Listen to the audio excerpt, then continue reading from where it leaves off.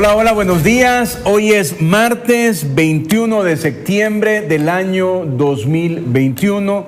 Es un gran gusto saludarles. Quiero agradecer a aquellos que siempre nos esperan todos los días para nuestro programa a partir de las 6:30 de la mañana. Yo quiero pedirles disculpas un poco por el retraso. Vengo yo a la altura de San Marcos. Había allí un accidente que habrá ocurrido entre 5:45 y 5:50 de la mañana. Un carro que a la altura de la terminal del sur se salió de la vía y sí fue complicado, pues, porque ahí se hizo todo el tráfico, ¿no? Y costó, realmente costó que una ambulancia pudiera llegar a rescatar a las personas.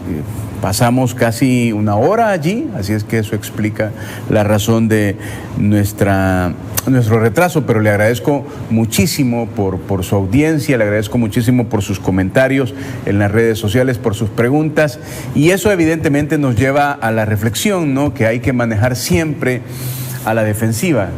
Obviamente no tenemos detalle que fue lo que haya ocurrido con el accidente. Probablemente en el transcurso del programa podemos tener más datos, pero es como una primera premisa que me surge decirle, ¿no? Manejar siempre a la defensiva sigue siendo una y quizás la mejor opción. Luego de esto, es un gran gusto que nos escuche y nos vea siempre a través de todas las plataformas. Estamos en el Facebook de TVO, en el Twitter, en nuestro canal de YouTube y también en las redes sociales de este servidor. En Twitter, @Medardo Alfaro, y en Facebook, Medardo Antonio Alfaro. Agradecemos a aquellos que se están conectando ya en nuestras plataformas, en el Facebook y en YouTube, y vamos así a revisarlo, porque ayer me dijeron que solo leía los de Facebook, ¿verdad? Que también hay conectados en YouTube y en Twitter. Tienen razón, vamos a tratar de hacer eso. Le damos la bienvenida, como siempre, todos los martes a Giovanni Galeas, con quien vamos a hablar sobre los distintos temas del país. Giovanni, ¿cómo estás? Bienvenido, buenos días. Contento. ¿Siempre? Siempre. Me encanta que conserves siempre esa actitud de felicidad. Claro, cuando te dicen de entrada, vamos a empezar ya a hacer el ferrocarril del Pacífico, el aeropuerto de la Unión, la solución al problema de los chorros, sí, 2 hospitales, el estadio nuevo, probablemente la biblioteca también venga en camino, la gran biblioteca nacional en el centro de San Salvador. Cuando te dicen todo eso y está pasando este fenómeno del Bitcoin con tanta pujanza, yo es que veo al país que soñé cuando era un adolescente. Soñaba un país de primer mundo, soñaba un país con libertades, soñaba un país donde yo pudiera vivir tranquilamente y sabiendo que mis hijos van a vivir mejor que yo y que los nietos míos van a vivir mejor que mis hijos. Ese es el país que yo sueño. Y bueno, ya llovió un rato desde entonces, pero valió la pena todo lo que he vivido, todas las luchas han valido la pena para llegar a este momento. Entonces, ¿por qué no voy a estar contento, feliz? Ocurre cuando uno está, digamos, analizando ciertas cosas. Yo te voy a invitar a algo, y a ustedes también, amigos televidentes, a ver si tiene producción el apoyo número 17. El apoyo número 17 de esta mañana que queremos compartirle a nuestra audiencia. Yo en realidad, de la cadena del presidente, tomando en cuenta que tú estabas haciendo como un detalle de las cosas buenas que vienen para el país, de la cadena del presidente del Bicentenario, sí, ¿verdad? Uno agarra ciertos segmentos. Sin embargo, ayer el presidente puso un segmento que me llama mucho la atención, que yo debo de confesarle que solo lo bajé y lo trasladé, que no lo he visto, porque quería ver qué parte había escogido el presidente para proyectarlo y ponerlo en su Twitter. Después de eso vamos a preguntarle a Giovanni, que estoy seguro tiene que ver un poco con lo que ha comenzado esta mañana aquí con nosotros. Veamos entonces. Hemos empezado a saldar deudas históricas que fueron promesas de campaña de gobiernos anteriores, que durante décadas solo quedaron en palabras. El otro año, 2022, pondremos la primera piedra de enormes proyectos de infraestructura, como el viaducto Francisco Morazán, que se construirá en la carretera Los Chorros, el puente más largo por mucho de nuestro país. La primera piedra del aeropuerto de Oriente, en La Unión. La primera piedra del tren del Pacífico para llevar más desarrollo y conectar nuestro país. Estamos por finalizar la construcción de los periféricos Claudia Lars y Gerardo Barrios.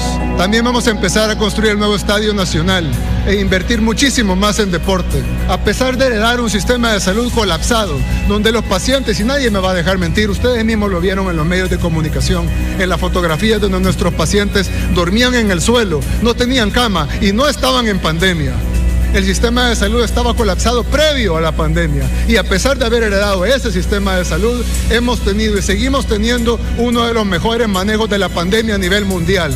Mientras vemos cómo los sistemas de salud de potencias del mundo siguen colapsando, incluso nosotros no solo nos colapsamos, sino que incluso alimentamos a nuestra población llevándoles comida a su casa, entregándoles alimentos en los peores momentos.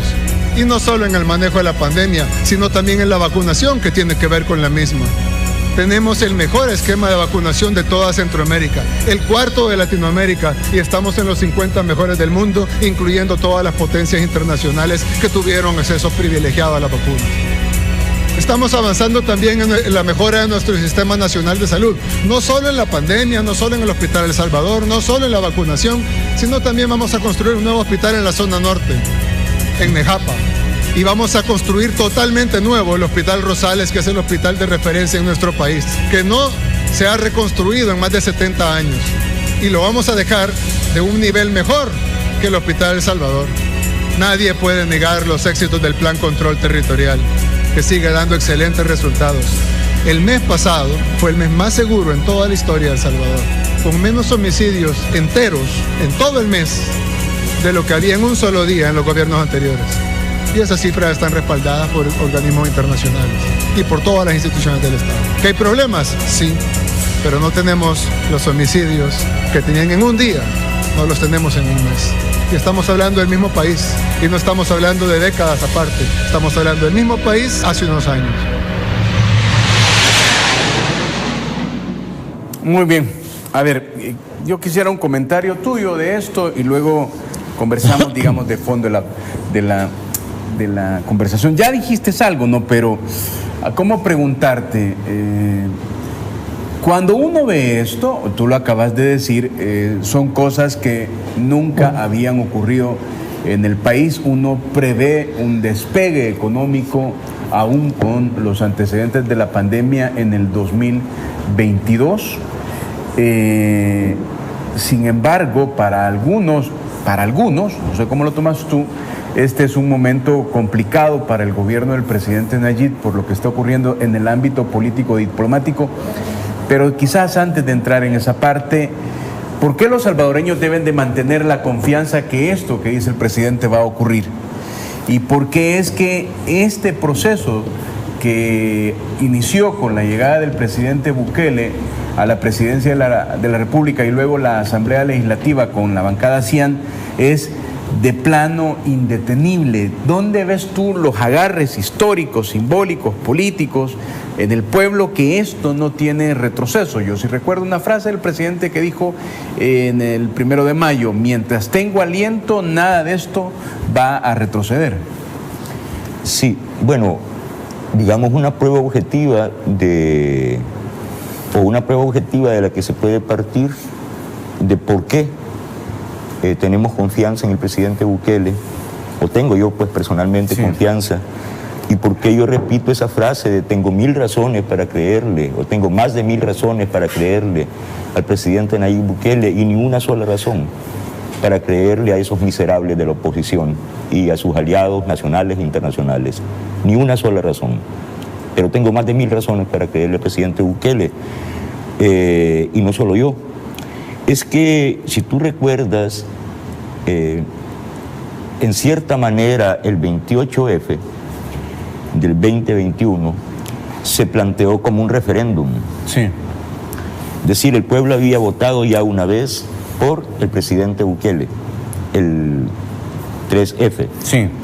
Y el 28F, después de haber pasado todo este tiempo de 3F 2019, 28F 2021, después de todo este tiempo, el pueblo ratifica incluso elevando el número de votos que obtuvo el candidato presidencial Nayib Bukele, elevando significativamente el número de votos. ¿Qué quiere decir esto? Bueno, quiere decir que la inmensa mayoría popular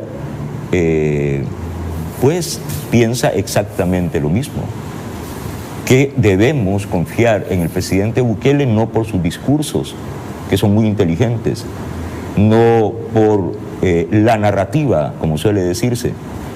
Debemos confiar en el presidente Bukele, o confiamos más bien en el presidente Bukele por sus acciones, por su capacidad de traducir progresivamente el discurso político en efecto económico, por su capacidad de conducir el país de manera acelerada en un rumbo correcto, y por la voluntad inquebrantable que ha mostrado, la valentía que ha mostrado en defender este proyecto político, que es compartido, es de él, pero también es nuestro.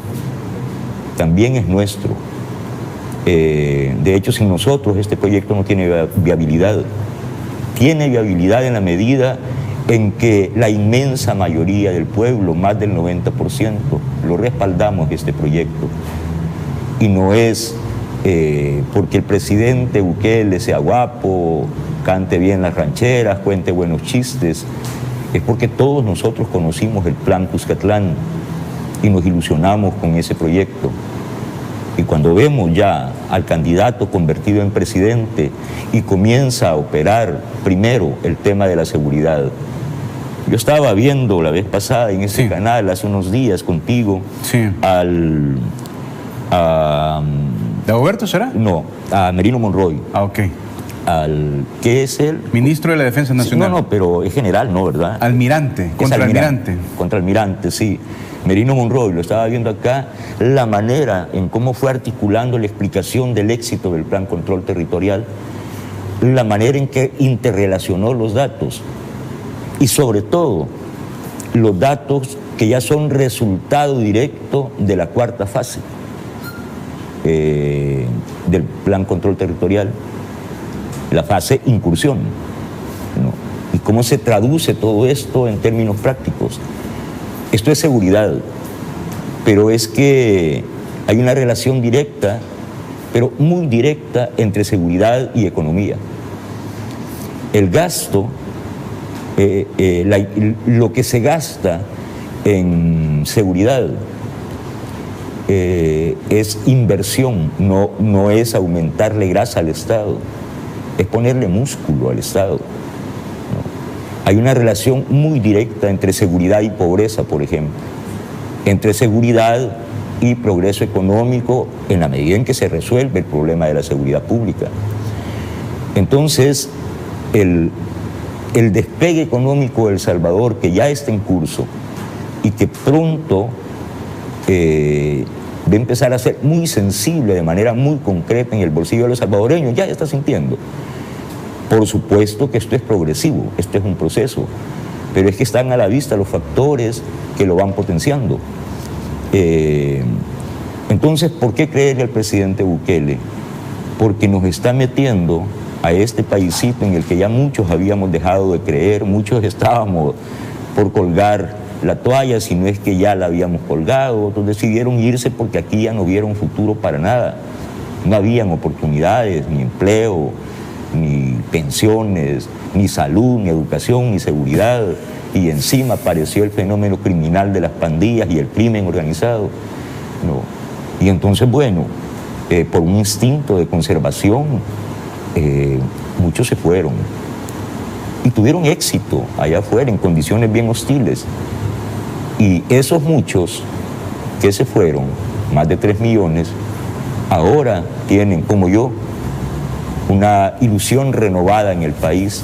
Ahora el amor por este pedacito de tierra, o como decía Roque Dalton, un país que es más pequeño que un raspón, decía Dalton con cariño, por supuesto. Pues este paisito ahora lo amamos con un fervor y una locura, porque tenemos confianza en el proceso político que estamos llevando adelante juntos, pueblo y presidente. Hay un dato que quería compartirte y preguntarte, y es que se ha hecho, digamos, como bastante frecuente y cotidiano, que se los voy a leer en esencia lo que dice el artículo 83 de la Constitución. El Salvador es un Estado soberano, la soberanía reside en el pueblo. Es el artículo 83 de la Constitución.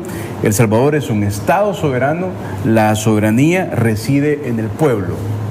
A ver, a esta fecha, cuando estamos tú y yo sentados, todos sabemos que la alta aceptación que continúa teniendo el presidente Nayib Bukele es irrefutable.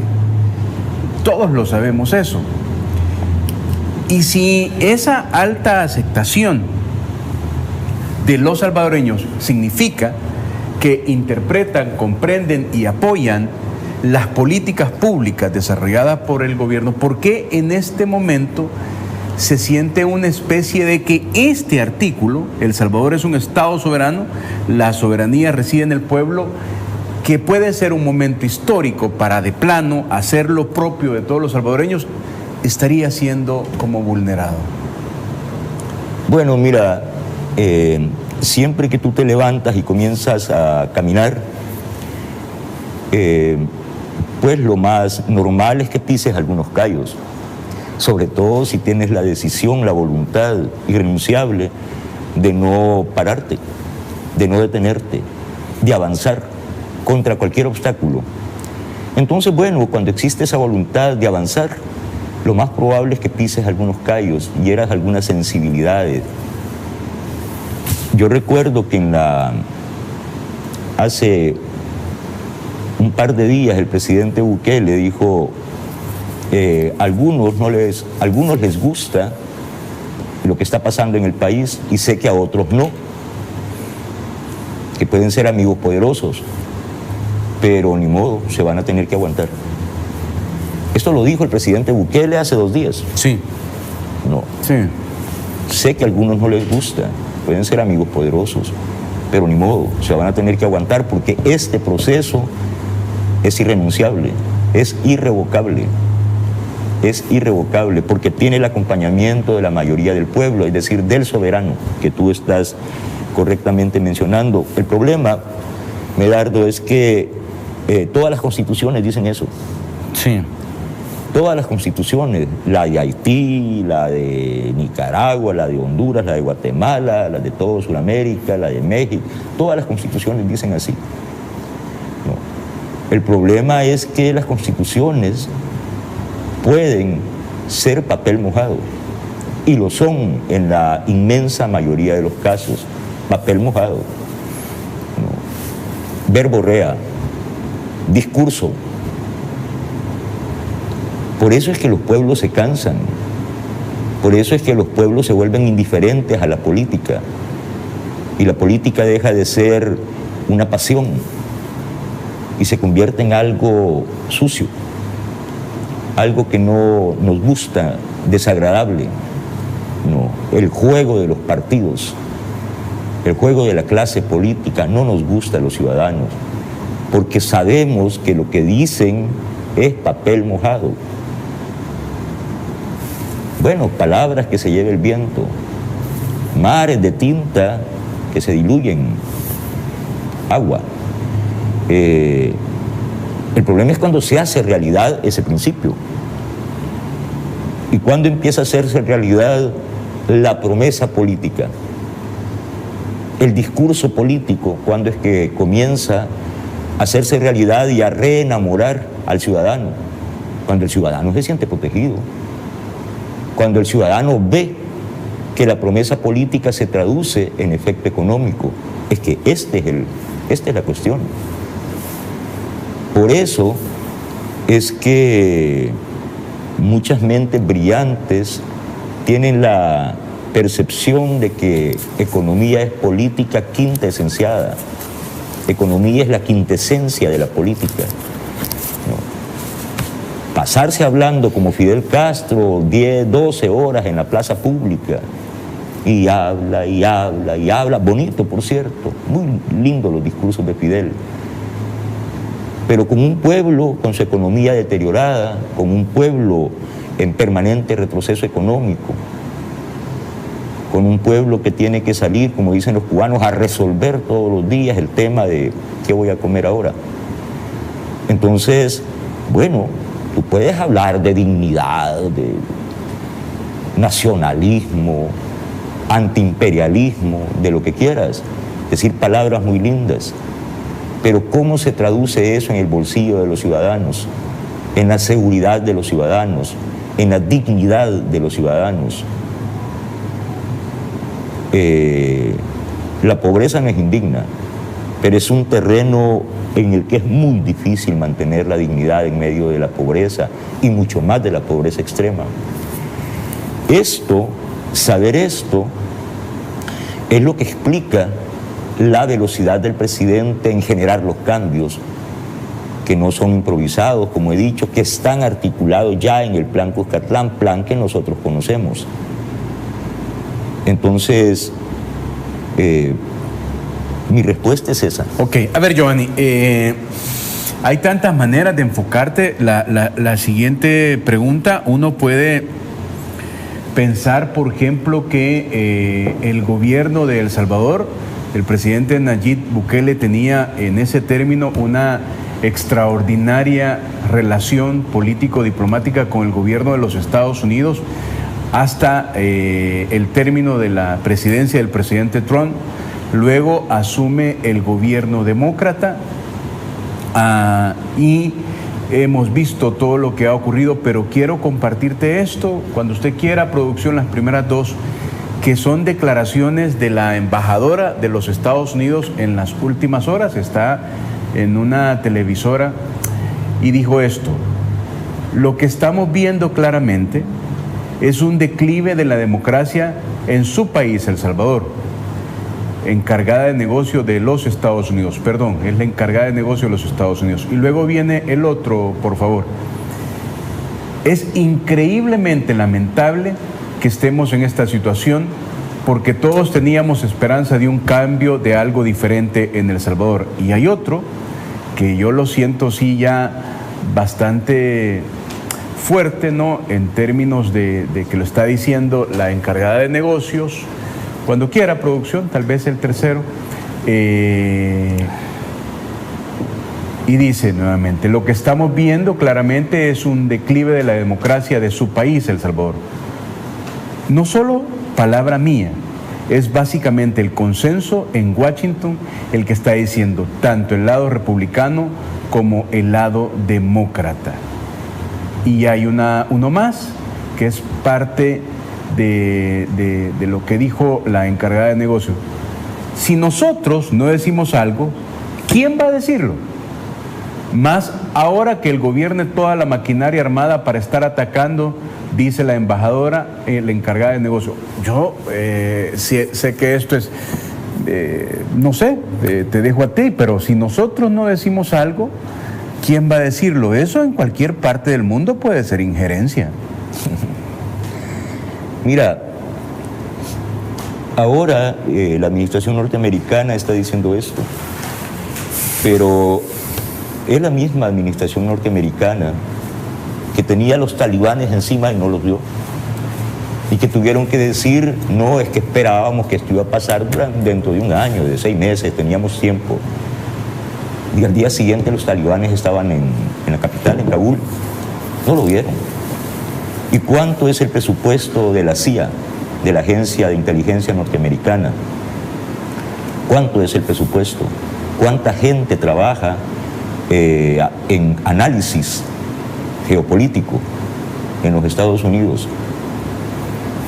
¿Cuánto es el aparato de espionaje de los Estados Unidos en el mundo? Y no vieron que los talibanes estaban ahí enfrente, no lo vieron. Pero voy a decirte algo más. Sí, por favor. Que tal vez es grave, es más grave que no haber visto lo que estaba enfrente. No lo vieron. Pero para justificar esa torpeza increíble, injustificable, para justificar, intentar justificar eso, El presidente Biden dice, es que nosotros no fuimos a Afganistán ni a construir una nación, ni a consolidar una democracia. Fuimos a garantizar que no hubiera ataques contra nosotros, contra Estados Unidos.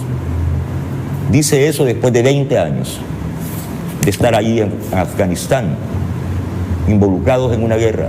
20 años. ¿Y qué pasó? Es que no iban ahí para construir ni nación ni democracia, sino para garantizar sus propios intereses en Afganistán. A eso fueron, según el presidente Biden. Y hay todavía un tercer paso, todavía más grave.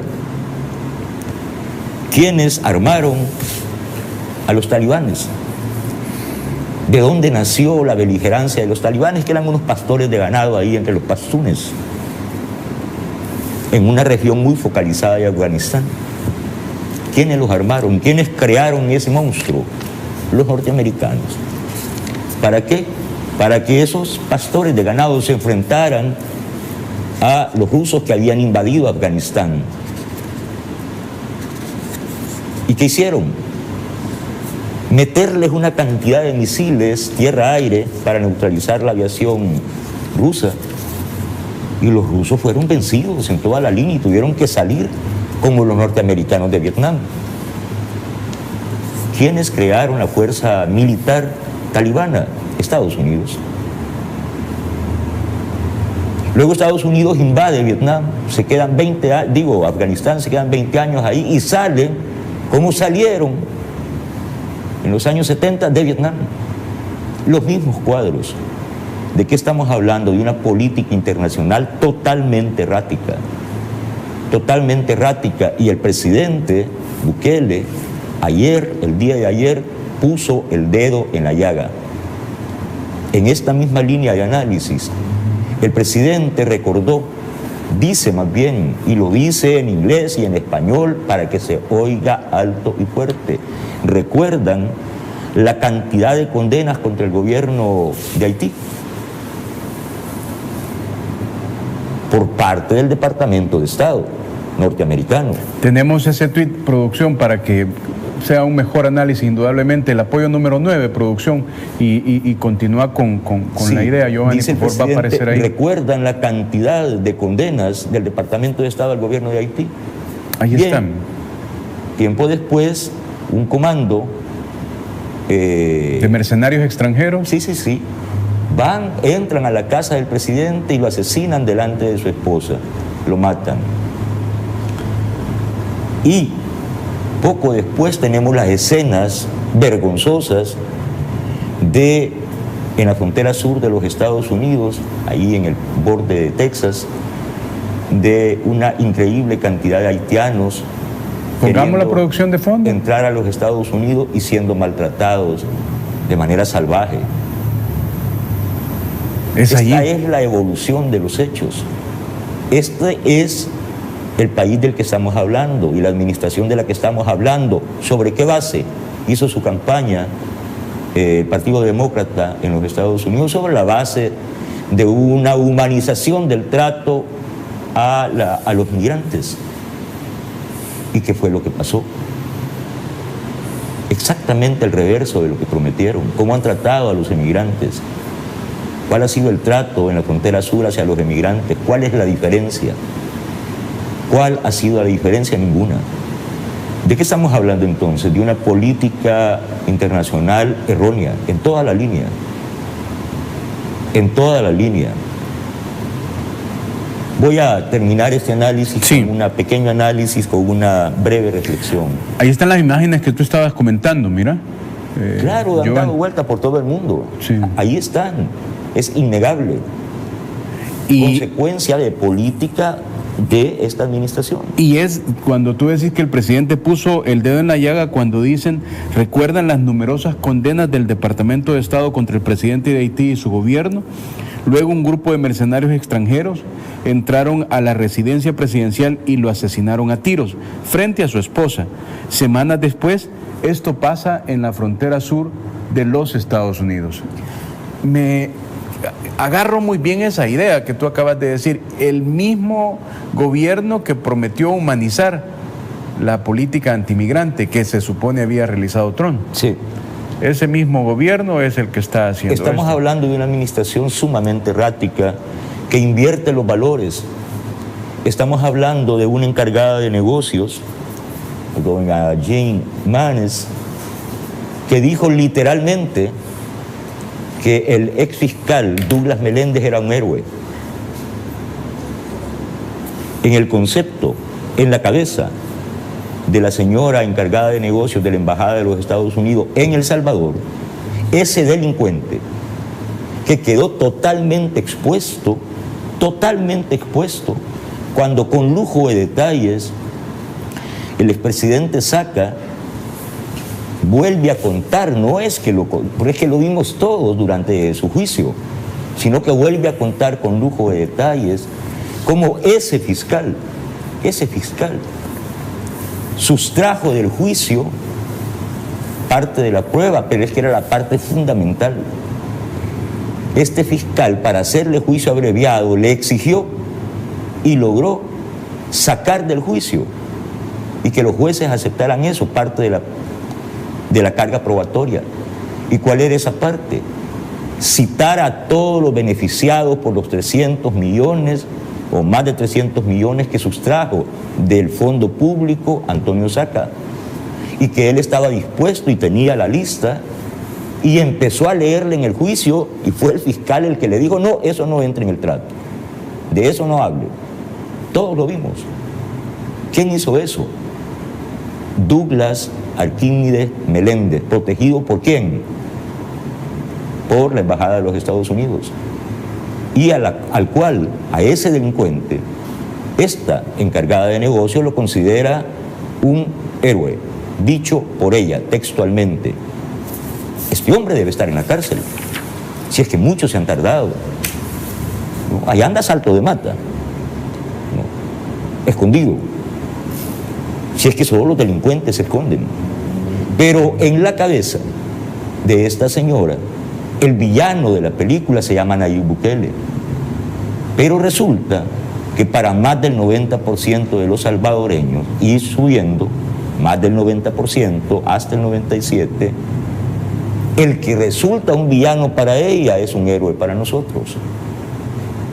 Y no es una cuestión sentimental. Se trata de un voto razonado de cada uno de los salvadoreños. ¿Y qué es el voto?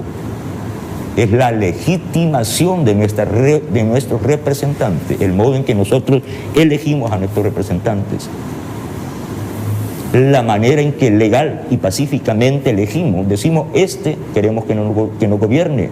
Nosotros no dimos un voto para que nos gobernara el Partido Demócrata de los Estados Unidos, ni la Embajada Norteamericana. No es representante nuestra, representante de los Estados Unidos, está bien, pero aquí hay un pueblo soberano que votó, que eligió a sus representantes, no solo al presidente Bukele, sino a la bancada Cian, para la que le dio mayoría absoluta para que no tuviera que negociar con los delincuentes de Arena y del FMLN y de sus partidos afines.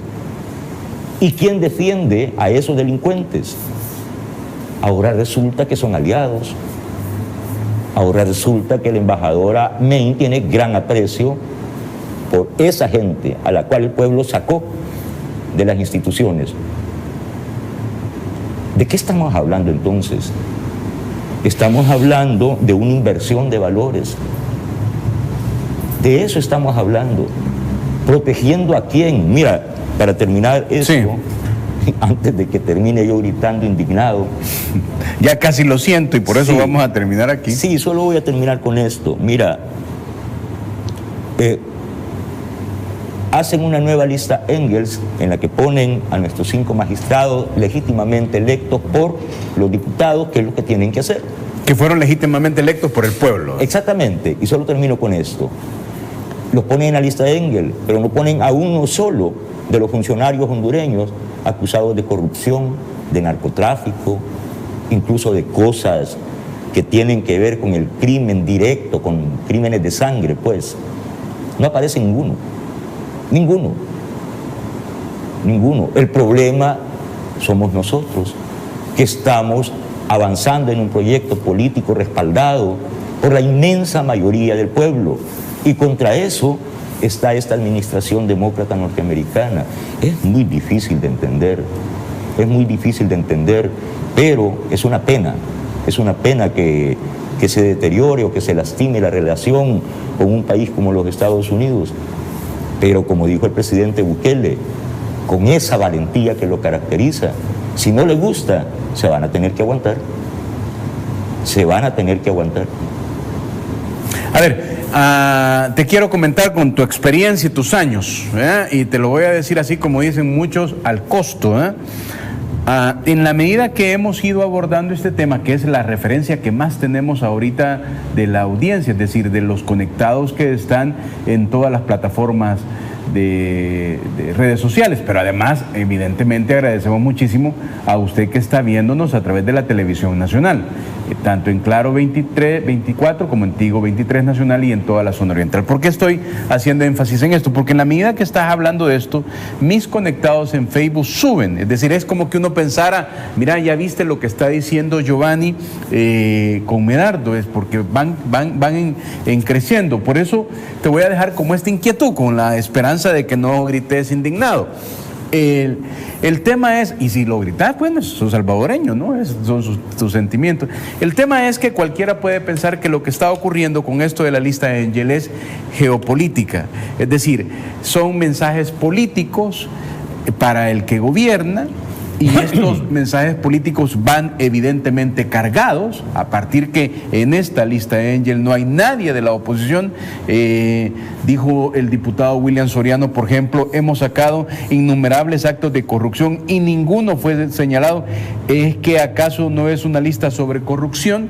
Y los ponen a juicio del Departamento de Estado. De plano,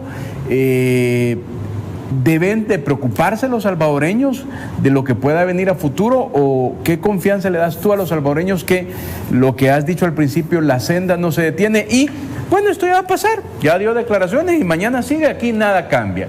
De eso, cuando volvamos con Giovanni Galeas aquí en TVO Canal 23.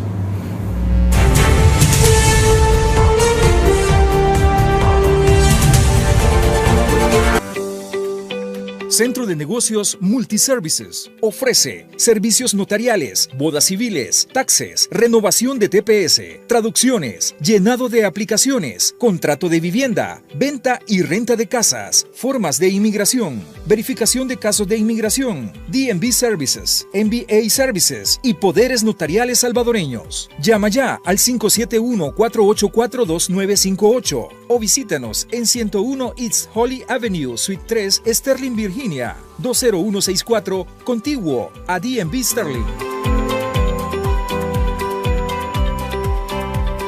Sintoniza Buenos Días Oriente, nuestra revista matutina de lunes a viernes de 8 a 11 de la mañana, donde encontrarás música, reportajes, entrevistas, artistas nacionales e internacionales, noticias, deportes, farándula, consulta con el especialista, rutina de ejercicios, retos y más. Haz tus mañanas diferentes con Buenos Días Oriente. Hablemos Claro con el licenciado Will Salgado. Todos los miércoles, jueves y viernes a las 8 de la noche. Tú tienes una cita con el único programa de opinión donde se habla claro. Desde San Salvador para todo el país y los hermanos lejanos. Sintonízalo por TVO Canal 23 señal abierta. Por Claro en el Canal 24 y Tigo Canal 23. Transmisión en vivo, simultáneo en todas nuestras redes sociales. Facebook, TVO Canal 23 Salgado. Twitter, @TVO Canal 23. YouTube, TVO Canal 23. Hablemos Claro con Will Salgado. Suscríbete a nuestro canal de YouTube, Salgado TV Noticias, con toda la información del acontecer político nacional y la Asamblea Legislativa. Infórmate y ponte al día de lo que ocurre en nuestro país, El Salvador. Suscríbete a nuestro canal de YouTube, Salgado TV Noticias. ¿Por qué anunciarte con TVO Canal 23? Porque somos los líderes en la zona oriental, con la mejor tecnología, cubriendo con nuestra señal al aire todo el oriente de El Salvador y cobertura de señal en la red de cable en todo el país. Llegamos a más gente con nuestra variada y entretenida programación. Usted se anuncia en cualquiera de nuestras franjas o programas en vivo con excelentes tarifas. Contamos con más de 500,000 de likes y seguidores en nuestras redes sociales. Anunciarte en TVO Canal 23 es la mejor inversión para su empresa.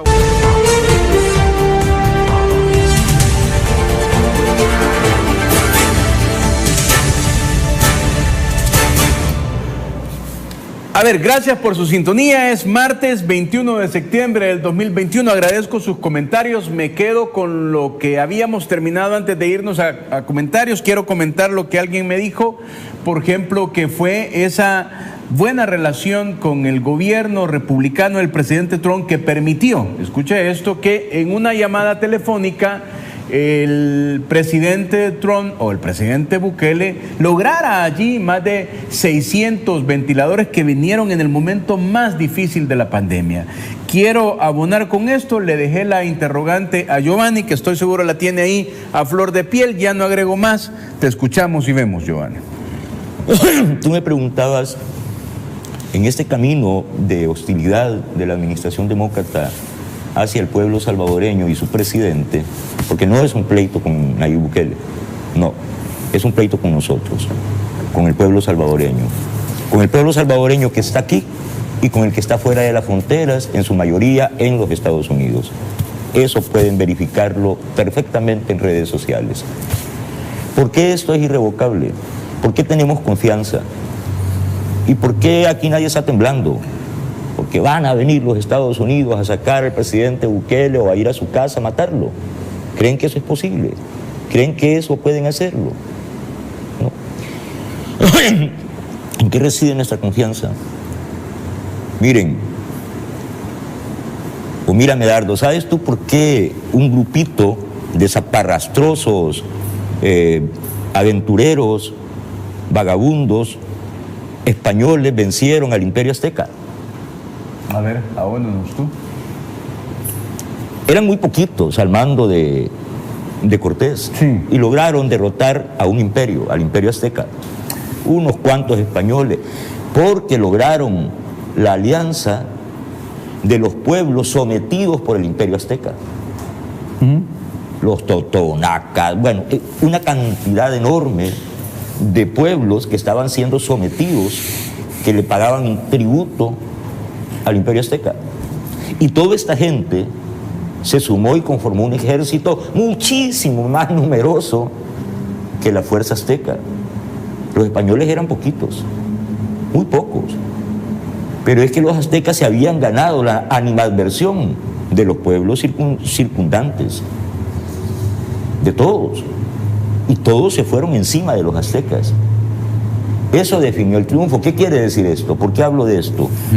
Porque tú puedes invadir y tener éxitos relativos o no en países divididos, como Irak, por ejemplo, chiitas versus sunitas, en países totalmente divididos, como en Haití, cuando vinieron los Estados Unidos y dieron en el 54 un golpe en Guatemala, derrocaron al presidente democrático Jacobo Arbenz, habiendo sido elegido por el pueblo. Pero Guatemala también estaba dividida. Y lograron, la Fuerza Armada también estaba dividida. Y lograron poner a esa parte contra la otra. Pero en este país no está ocurriendo eso. Eso mismo se puede decir lo de Allende en el 73, ¿no? Allá en Chile. Allende solo tenía menos del 30% del apoyo legislativo y del apoyo electoral. Allende solo pudo ganar las elecciones sumando los votos de la Democracia Cristiana y otros partidos, no con los votos propios del partido que lo llevó, que lo postuló. Allende tenía menos del 30% del apoyo, del respaldo, en su mejor momento. En su mejor momento. Dependía de los votos de la Democracia Cristiana. La Democracia Cristiana dio un paso al costado y Allende se cayó. Y Henry Kissinger pudo convencer, y las empresas norteamericanas allá, como lo hizo la United Fruit acá en Centroamérica, ¿no? Ahí en Guatemala justamente, que quitaban y ponían presidentes, Bueno, lo hicieron en Chile. Pero ¿cuál era la característica? Pueblos divididos. ¿Qué es lo que pasa en El Salvador y por qué aquí es imposible parar el proceso? Porque hay un pueblo respaldando el proyecto político compartido entre el presidente y nosotros. Y somos una inmensa mayoría. Porque nuestros enemigos, nuestros adversarios, los que adversan, los enemigos de este proceso, andan a salto de mata a sus jefaturas. ¿O no es cierto que Norman Quijano es un prófugo de la justicia? Mauricio Funes, Norman Quijano, Sánchez Serén, Sigfrido Reyes, Escobar, Sigfrido Reyes, Gerson Martínez, Sánchez Serén, Ernesto Mason. ¿Y qué fue lo que hicieron estas personas? López Davison en medio de un proceso, el general Munguía Payés, la dirigencia del FMLN. ¿Y qué es lo que hicieron? Ser corruptos, robarse el dinero del pueblo. Bueno, entonces, ¿cuál es la gran reivindicación de la señora Meins? Que regresemos a aquella institucionalidad, a los tiempos de Arena y el FMLN. ¿Es en serio? ¿Es en serio eso? Esa es la propuesta. Que regrese Margarita de Escobar, que regrese Sigfrido Reyes, que regrese Sánchez Serén, que regrese Funes, que regrese Raúl Melara, que regresen aquellos banda de los cuatro que fue sala de lo constitucional, que hizo todo el mundo, todos, con las sentencias infames que lanzó esa sala de los cuatro delincuentes esos. Decir la sala, las resoluciones o las sentencias de la sala se cumplen, no se discuten. Y no se discutieron, se cumplieron. Pero esta sala, bueno, y aquella sala fue elegida en Capres, de manera irregular, en lo oscurito, vulnerando los requisitos para ser magistrado de la sala de lo constitucional. Ya se ha discutido eso, ya no vamos a discutirlo.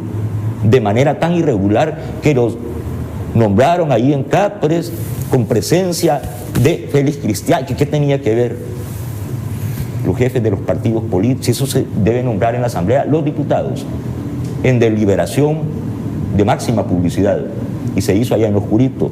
Pero esa sala no fue increpada o metida en una isla, lista Angel, y no fue increpada, pero la sala elegida legítimamente por nuestros diputados, por mayoría absoluta, está siendo increpada. Yo te rogaría en el curso del programa, yo subí un post ayer en Facebook y sí me gustaría discutirlo cuando tengas, si no tienes inconveniente, pues. Claro, es el apoyo número 16, producción, que venimos preparados para todo. El apoyo número 16, producción, estamos conversando con Giovanni Galeas y quiere desarrollar a fondo esta idea. Y dice, ¿para qué queremos una sala constitucional salvadoreña si el gobierno de los Estados Unidos interpreta nuestra Constitución a su antojo? Repito, ¿y para qué queremos una sala constitucional salvadoreña si el gobierno de los Estados Unidos interpreta nuestra Constitución a su antojo? Operemos con lógica política, pues. ¿Para qué perdemos el tiempo los salvadoreños eligiendo una sala de lo constitucional? ¿Para qué?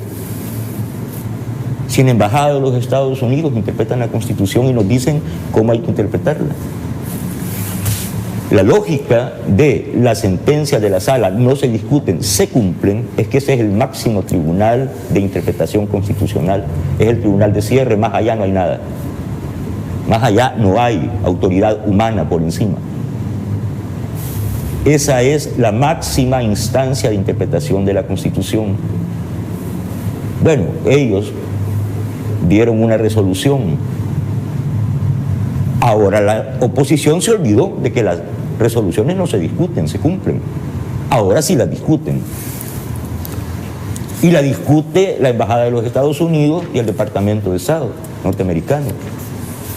Ya no es tribunal de cierre, pues. Ahora la máxima instancia de interpretación constitucional es en Washington. Constitucional salvadoreña. Ahora está en Washington. Esto realmente carece de lógica. y no tiene ninguna justificación política, ninguna, absolutamente ninguna. ¿O cómo, pues? ¿Cómo se va a justificar este disparate? Aquí hay un sinsentido político. Esto no debería estar pasando, pero está pasando. Con esta misma lógica, ¿para qué los salvadoreños invertimos dinero, esfuerzo y vamos a hacer cola bajo el sol para ir a votar y elegir un presidente o unos diputados? ¿Para qué? ¿Y por qué no lo eligen allá en oscurito en Fusades? ¿Por qué no eligen al presidente y a los diputados en la embajada americana mejor? En una sentada con el señor Simán, con el señor Poma, la señora encargada de negocios. Como se hacía antes. Bueno, y ahí ahí que se decida.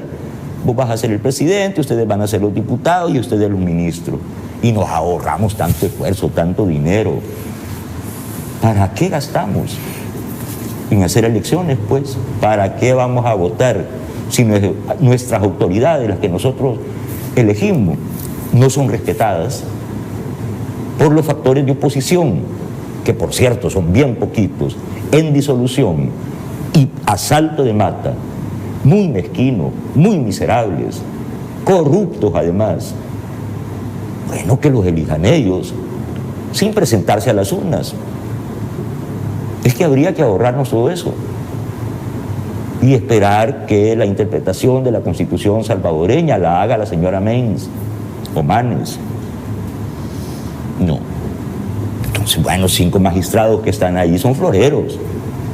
¿Y para qué necesito yo 5 floreros? Eso los compro allá en Dollar City. No. Para bajo esa misma lógica, Giovanni, tendría mucho sentido, porque entonces es una absoluta injerencia, ¿verdad? Porque si los salvadoreños van a una elección de manera mayoritaria y contundente, los salvadoreños le dan la fuerza en la Asamblea Legislativa a la bancada CIAN, 56 diputados, se instalan y bajo principios constitucionales sustituyen a la anterior Sala de lo Constitucional y eligen esta. ¿Cómo puede venir en este 2021 un gobierno a hacer estas injerencias políticas? Por lo cual tenía totalmente razón el presidente cuando ponía que es pura injerencia política. Ahí está la palabra clave, injerencia. Injerencia, eso está prohibido por leyes nacionales, soberanas y por ley internacional. Un país extranjero no debe inmiscuirse en los asuntos internos de otros países. Este es un principio de legalidad. De legalidad. Pero ¿por qué se explica que el gobierno de los Estados Unidos no tuviera ningún problema ni con Arena, ni con el FMLN, ni ninguna lista Engels? A pesar de los escandalosos casos de corrupción en el país, ninguna lista. Ninguna. Bueno, ¿cómo se explica la convivencia con esos 2 partidos, 30 años en el poder, sin problemas?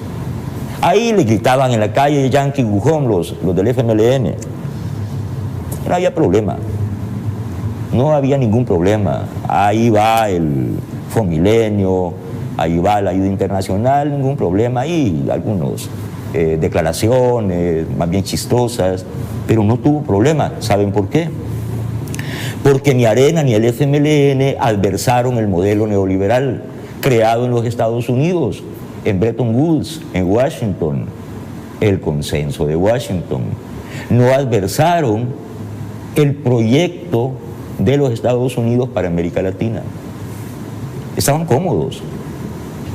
Cómodos aquí, las cúpulas políticas, haciendo negocios de albapetróleo, que por cierto ya está siendo investigado por la Fiscalía. Los Estados Unidos lo sabían, ¿hicieron algo? No.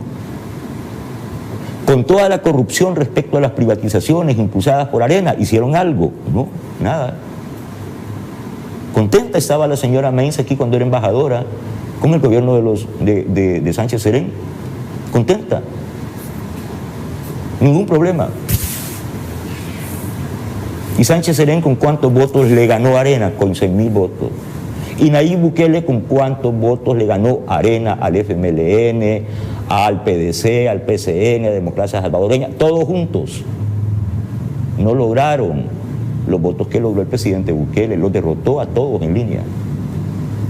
Pero contra este gobierno sí tiene problemas la señora Meintz, el Departamento de Estado y la administración demócrata de los Estados Unidos.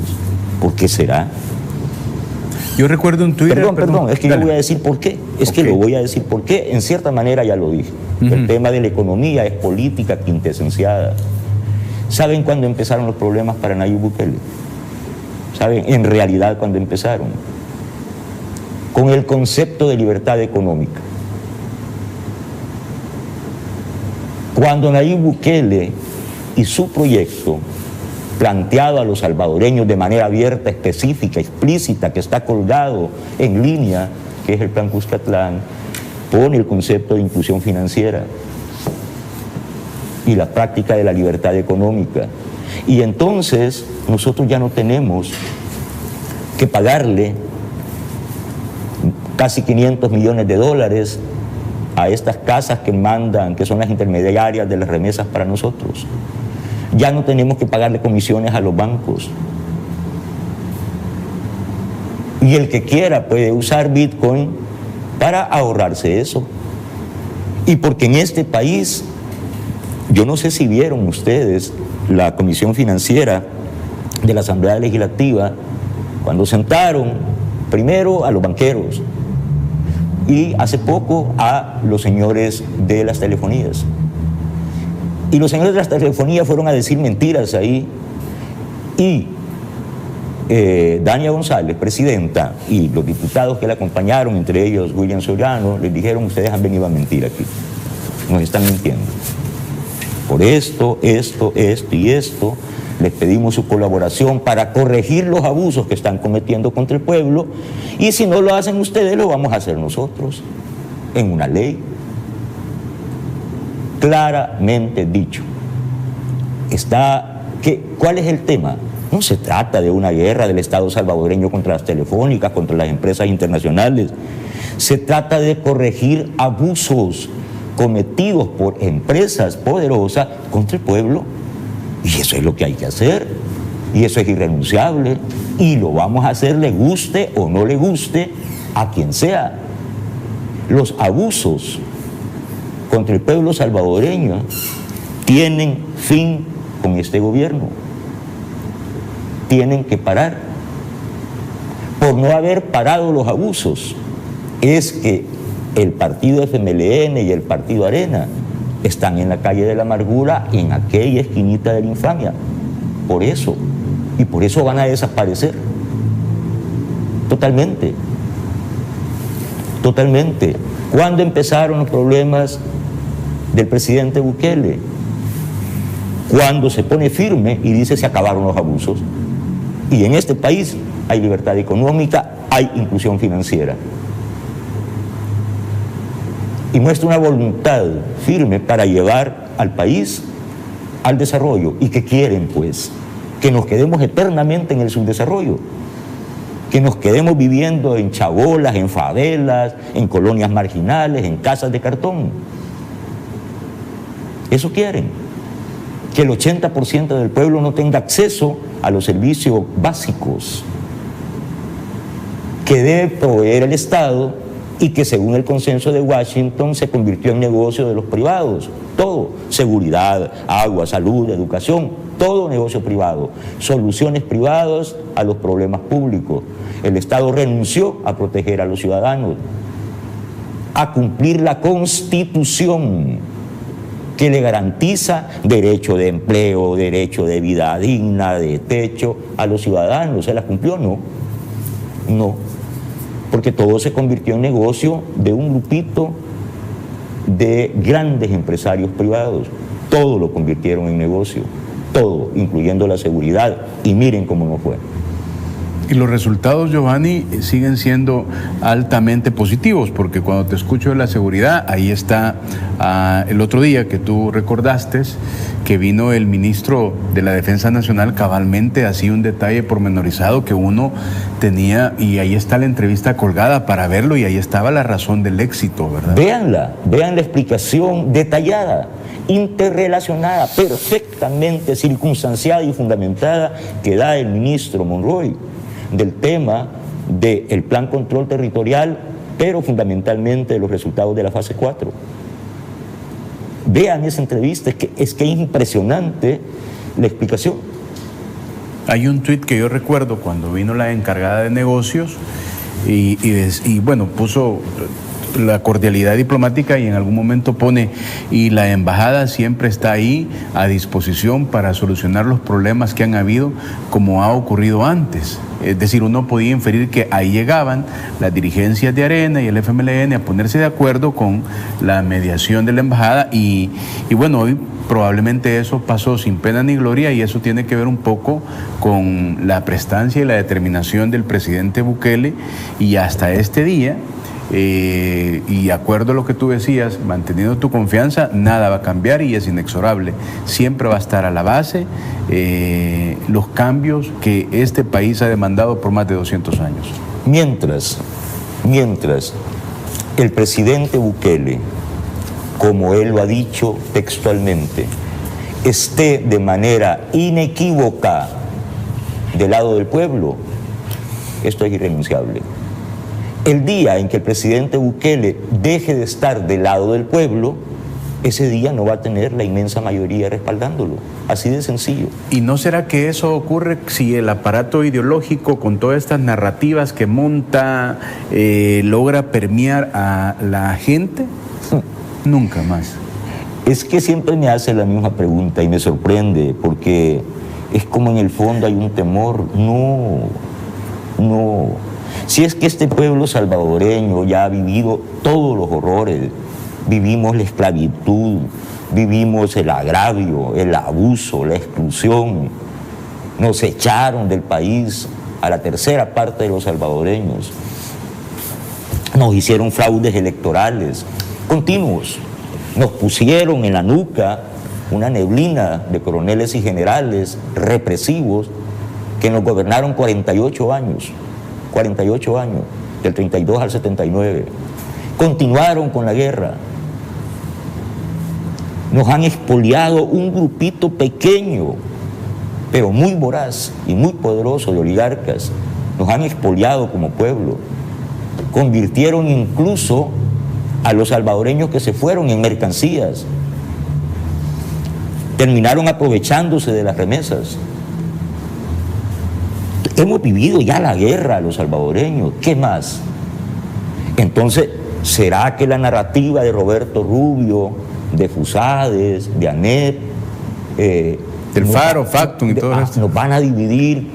Qué miedo le tengo a Carlos Dada y a Héctor Silva Ávalo, a Brian Aguilar, pero es que le tiemblo a Cristian Villalta en la prensa gráfica, a este señor despreciable, ¿cómo se llama este periodista? Luna. Sí, uno que estaba inventando ayer algo. Ese, Paolo Lue. ¿Será que esos señores a mí me van a hacer temblar y al pueblo? No. Ok, Giovanni, se me gastó el tiempo. Mira, quiero comentarte, yo conozco un par de personas que están apoyando en esto de cuando los salvadoreños llegan a los cajeros chivos. Ya estaba publicando el presidente que van casi 1.600.000 salvadoreños que han bajado sus chivo wallets, ¿verdad? Es una cosa increíble y eso no lo detienen, ¿verdad? No. Bueno, mira, solo ese dato, pues la velocidad con la que se ha todo concluido, tranquilo, y por más que inventen la gente. Te agradezco. Te agradezco a ti, muchas gracias, un saludo a todos. ¿Quién dijo miedo aquí? Nadie. No hay razones para el miedo.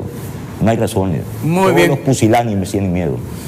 Muy bien, le agradezco a usted. Siento que se nos quedó corto el tiempo, pero ya le robamos un minuto a los chicos de San Miguel que ya están listos. La entrevista queda ahí colgada en todas nuestras plataformas, la puede compartir y Dios mediante, agradezco también los comentarios que han sido numerosos, los conectados en las distintas plataformas. De eso se trata este programa, esta televisora y este servidor. Seguir siendo la caja de resonancia de la inmensa mayoría de salvadoreños. Nos vemos mañana a las 6:30 de la mañana.